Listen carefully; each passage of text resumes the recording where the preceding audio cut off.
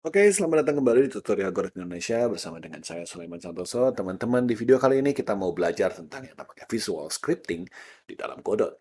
Jadi kalau teman-teman ingat di beberapa video yang sebelumnya di dalam penjelasan tentang GD script, saya pernah bilang sama teman-teman bahwa di Godot itu juga support yang namanya visual scripting. Kayak gimana sih visual scripting? Maksudnya yang seperti ini loh teman-teman. Jadi kita ngodingnya teman-teman tidak mengetik, tapi kita membuat kayak semacam bentuk yang nantinya bentuk ini akan diinterpretasikan jadi kode kita begitu ya. Jadi kita ngodingnya secara visual. Jadi kita kayak menghubung-hubungkan antara coding yang ini sama coding ini jadi coding yang itu begitu kan. Kemudian nanti kita jalanin semua jadi codingan kita begitu. Nah, itu yang namanya visual scripting, teman-teman. Nah, sebelum kita ngomongin tentang cara pakai visual scripting, kita ngomongin dulu keuntungan sama kekurangan dulu. Kenapa sih beberapa game engine lebih prefer untuk punya bahasanya visual, kayak misalkan Unreal Engine ya. Kalau teman-teman pakai Unreal Engine, pasti sudah tahu bahwa Unreal Engine juga menggunakan codingannya itu bisa visual seperti ini gitu ya. Kenapa sih kita punya visual scripting seperti ini? Benefitnya apa? Nah, keuntungannya teman-teman menggunakan visual scripting ini adalah pertama, kalau teman-teman ini orangnya visual, pasti bisa membayangkan lebih lanjut si codingan kita tuh kayak apa. Jadi kebayang langsung codingannya seperti apa, terus kemudian teman-teman juga tahu tempatnya di mana, begitu kan ya. Jadi lebih enak lah kalau untuk orang yang visual gitu. Dan yang kedua juga, kalau teman-teman di sini sering salah ketik, nah menggunakan visual scripting seperti ini, salah ketik itu diminimalisir teman-teman. Karena kita nggak pakai banyak ketik, tapi lebih banyak kita menghubung-hubungkan, kita tarik-tarik kayak drag drop begitu ya teman-teman ya. Nah oke, tapi kok kerugiannya apa teman-teman? Nah, kerugiannya saya sebagai orang yang lebih senang ngodingnya manual gitu ya, merasa kalau yang namanya visual scripting ini lebih repot teman-teman. Jadi kadang-kadang yang codingannya sedikit, di visual scripting jadi banyak yang mesti kita lakuin begitu. Dan juga kelemahannya lagi kalau codingannya panjang, skripnya panjang, ya jadi berantakan aja begitu. Jadi teman-teman kalau punya visual scripting yang banyak banget kan repot ya teman-teman ya. Nah, jadi di sini teman-teman bebas mau pilih mau menggunakan visual scripting atau nggak pakai visual scripting. Di sini saya akan menjelaskan di video ini dasar-dasarnya dulu, nanti di video berikutnya kita akan coba implementasiin di codingan yang mungkin udah biasa kita lakuin gitu. Oke ya. Nah, kita akan mulai dulu di sebuah scene kosong seperti ini. Saya punya sebuah scene 1, Node 2D ya. Saya nggak punya apa-apa lagi. Di dalam scene ini, saya mau tambahin satu buah script yang visual. Gitu. Nah, gimana caranya? Nah, teman-teman di sini saya bisa klik kanan, saya tambah script biasa.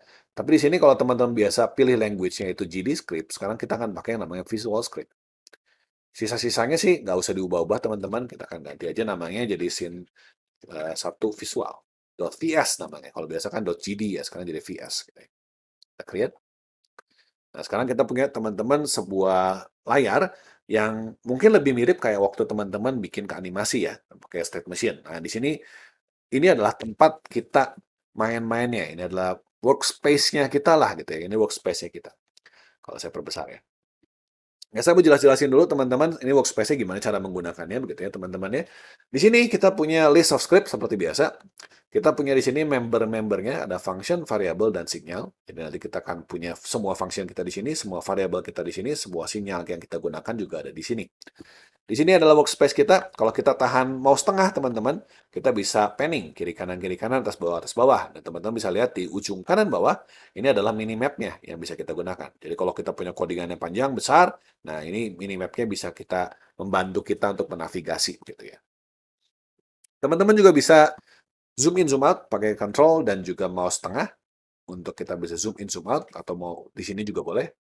Jadi kita bisa zoom in, zoom out ke bagian-bagian tertentu. Kalau misalkan codingnya sudah ribet, sudah banyak banget. Nah, caranya kalau misalnya kita pengen lihat bagian itu aja, kita zoom in aja gitu ya.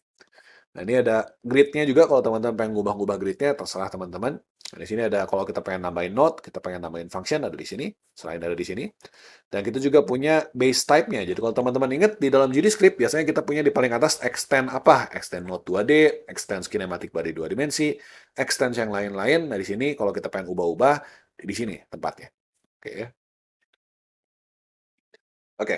Nah, untuk awal-awal mari kita coba dulu menggunakan visual scripting ini dengan membuat sebuah codingan untuk ngeprint sesuatu di debug. Misalkan kita ngeprint ya, print sesuatu, kalau di GDScript perintahnya cuma satu baris, print apa gitu ya.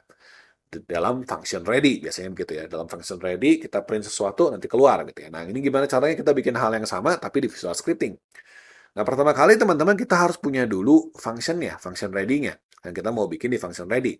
Nah, teman-teman lihat di bagian function di sini, kita bisa bikin function sendiri, create new function, atau kita bisa menggunakan function yang sudah ada. Jadi built-in function, kita override. Jadi kalau misalkan kita biasa ngetik di dalam function physics process, atau kita ngetik dalam function process, atau di dalam function ready, itu sebenarnya kan kita override, kita menimpa si function yang sudah ada. Berarti sekarang kalau kita pengen bikin codingan kita di function ready, kita harus klik di sini. Kita cari, kalau teman-teman mau scroll-scroll juga boleh ya. Tapi kalau misalnya kita mau nyari juga bisa. Kita di sini ada function ready di sini ya. Ini ada keterangannya kalau teman-teman pengen baca ya. Kita open. Nah, sekarang kita akan punya satu buah, apa namanya ya, kotak. Satu buah kotak yang menyatakan ini adalah function ready saya. Dan kita punya sebuah tanda panah warna putih di sini. Nah, tanda panah warna putih itu ada alur program kita, teman-teman. Jadi kalau kita punya dua buah kotak, misalkan di sini ada kotak berikutnya, dan ada panah putih dari function ready ini ke kotak sebelah, maka berarti codingan kita itu jalannya dari sini lalu ke situ. Jadi misalkan di sini saya tarik ready-nya, kita akan punya di sini ada search Visual Script, kita bisa tambahin codingan-codingan yang berikutnya. Jadi habis ready mau ngapain begitu ya. Habis ready kita mau misalkan print. Kita klik print. Nah, teman-teman bisa lihat sekarang berarti setelah ready, function ready, kita akan jalankan print. Nah, print-nya print apa nih? Kita belum punya value-nya nih, kita nggak bisa isi value-nya. Kalau teman-teman pengen lihat juga di sini masing-masing function, setiap kotak itu punya properti juga, teman-teman. Jadi kalau kita lihat di sini, function-nya print, tapi kita nggak tahu print-nya apa. Nah, ini print-nya adalah value yang di sini, cuma value-nya belum diisi, teman-teman. Jadi kita lihat di sini, kita punya alurnya dari sini ke sini, dan kita punya value yang belum ada isinya. Nah, untuk nambah value-nya, kita akan bikin sebuah variabel. Kita bikin variabel, kita plus, kita double klik buat ganti namanya, sampai saya ganti namanya jadi kalimat, misalnya. Isinya masih nol, teman-teman.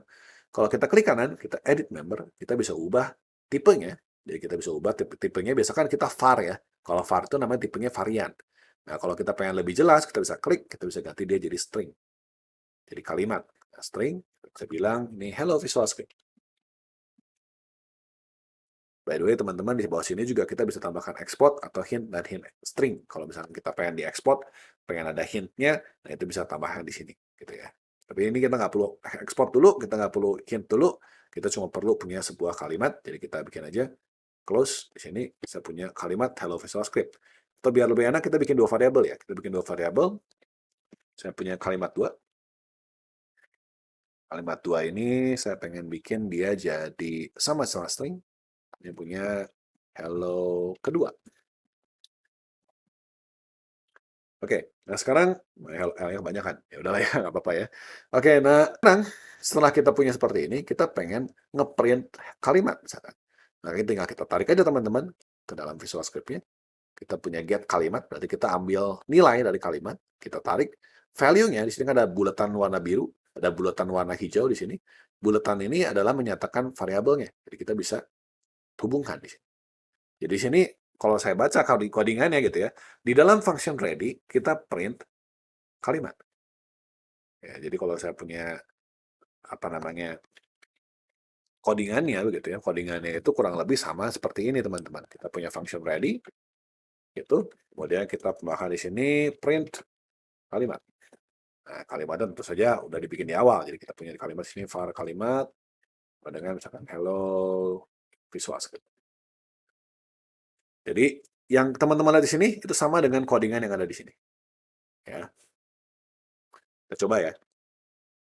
Kita coba sekarang kalau saya jalanin, kita tidak keluar apa-apa, tapi kita lihat di sini kita punya hello Visual Script. Nah, oke teman-teman di sini juga kalau misalnya saya mau ganti nih, saya nggak pengen nampilin kalimat, saya pengen nampilinnya si kalimat 2 aja. Kita bisa nggak ya? Kita bisa. Tarik aja kalimat 2 ke sini. Kita ganti si stringnya ke sini. Nah, begitu saya pasang, yang berikutnya hilang gitu ya. Nah, di sini by the way teman-teman ada warna-warnanya ya. Warna-warnanya itu pengaruh juga. Warna-warna yang warna biru ini berarti dia udah static typing. Dia sudah jelas itu tipenya apa. Baik itu integer, string, dan lain-lain. Sedangkan yang hijau ini lebih varian. Jadi bisa dimasukinnya, bisa integer, bisa string, dan lain-lain. Dan di sini saya ganti jadi kalimat 2. Maka kalau saya print sekarang, kita akan punya lihat hello kedua. Oke. Gitu ya teman-teman ya. Jadi kita bisa punya codingan yang sesuai dengan tampilannya gitu. Oke, nah sekarang kalau kita udah punya seperti ini, kalau saya pengen lanjutkan, misalkan saya pengen lanjutkan setelah print mau ngapain lagi begitu, nah kita bisa ngapain. Nah di sini kita bisa tambahin juga, kita tarik lagi. Nah kita tarik lagi printnya gitu, misalkan saya tarik lagi, jadi print lagi 2 kali. Nah kalau kita pengen print 2 kali, misalkan ini ada kalimat, kita pengen tarik lagi kalimat 2 gitu ya. Jadi misalkan di sini saya punya begini, nah kita punya seperti itu. Maka berarti sekarang saya akan nge-print 2 kali kalimat 2. Jadi function ready, print, lalu print. Jadi yang dilihat di sini teman-teman alurnya itu sesuai dengan yang warna putih. Jadi alur codingan kita tuh warna putih. Yang warna-warna lain-lain itu aluran data teman-teman. Jadi di sini aluran putih doang. Putih ini menyatakan codingan kita jalannya ke ujung. Dari sini ke sini lalu ke sini. Gitu ya. Kalau saya jalanin, ya seperti ini, nggak keluar apa-apa, tapi kita punya hello keduanya 2 kali. Gitu ya. Dan teman-teman di sini juga keuntungannya kalau kita punya visual scripting, kita jadi bisa lihat, oh ternyata si kalimat 2 itu kepakainya di mana aja sih. Kita bisa lihat, kalau misalnya udah 3, ya tambahin lagi gitu. Ya. Oke, nah sekarang kalau misalkan saya pengen ngubah si kalimatnya, jadi saya pengen tengah-tengah sini, misalkan sebelum saya tampilkan kalimat 2, saya pengen mengubah kalimat 2 di sini. Nah, gimana caranya saya bisa ubah seperti itu? Karena kalau saya tarik kalimat ke sini, kan pasti dapatnya get kalimat ya, cuma ngambil doang. Nah, kalau kita pengen isi sebuah variabel, kita pakainya set variabel, teman-teman. Kita bisa klik kanan di sini, kita cari set variabel. Jadi teman-teman di sini ada banyak pilihan-pilihan perintah. Jadi kalau teman-teman pengen tahu gunanya buat apa, harus coba satu-satu teman-teman. Jadi punya set variabel di sini. Kita bisa lihat set variabel ini punya propertinya. Dia variabel yang mau kita isi apa? Kalimat atau kalimat 2. Kita mau ngisi kalimat 2, jadi kita pilih kalimat 2 seperti ini. Nah, di sini teman-teman kalau cuma satu variabelnya, dia ada sedikit bug. Jadi memang visual scripting dalam Godot ini belum matang banget gitu ya.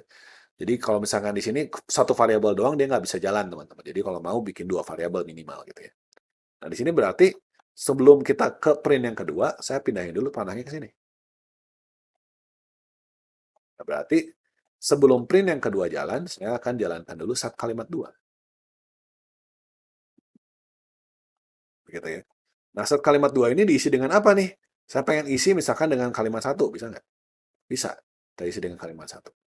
Nah, berarti sekarang kita akan nge-print-nya kalimat 2, tapi kalimat 2 yang kedua ini sudah diubah sebelumnya. Jadi kita lihat di sini, kalau kita play, hello kedua dan hello visual script, teman-teman. Jadi kita bisa bikin codingan kita ini visual kelihatan seperti apa.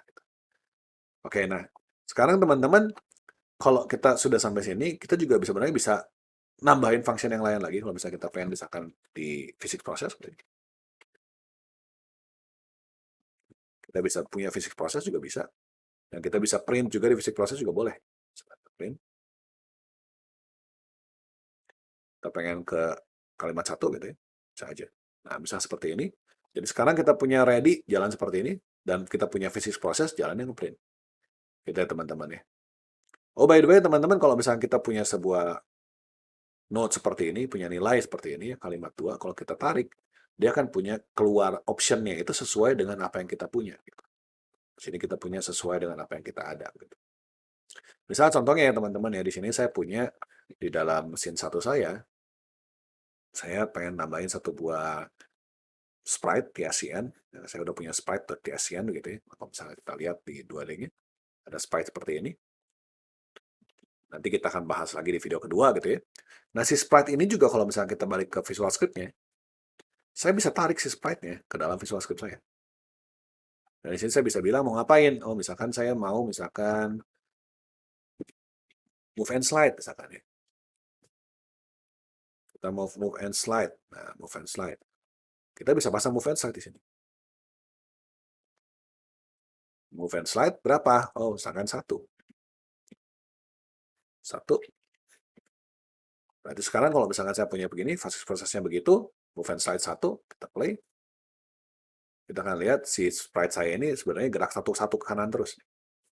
Nah, jadi teman-teman di sini untuk menggunakan si visual scripting ini kita lebih banyak menarik-narik gitu ya, tarik-tarik dan kita isi-isi sedikit dan kita punya kayak semacam representasi dari coding kita secara visual seperti ini. Oke, saya rasa cukup untuk pengenalan awal banget daripada visual scripting. Kita akan coba lagi visual scripting ini di video berikutnya, di mana kita akan mencoba mengimplementasikan gerakan di sprite kita, gitu ya. Oke, sampai jumpa lagi di video berikutnya. Terima kasih banyak atas perhatiannya.